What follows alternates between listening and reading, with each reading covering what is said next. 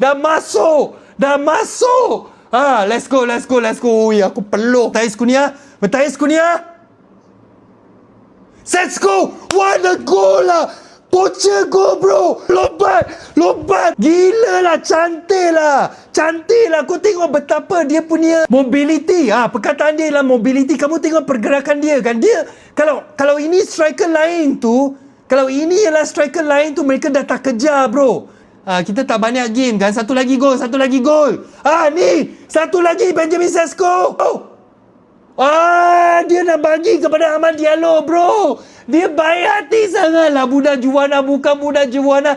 Dia patut skor lah, bro. Kan ni rembat je, bro. Aduh. Dia nak pas kepada Amad Diallo. Ini ialah budak Juwana yang hati baik lah, bro. Tak boleh, bro. Humble sangat, bro. Kalau you nak rambut jahat, terus jahat saja. Jahat. Aduh. Inilah striker perlu jahat, bro.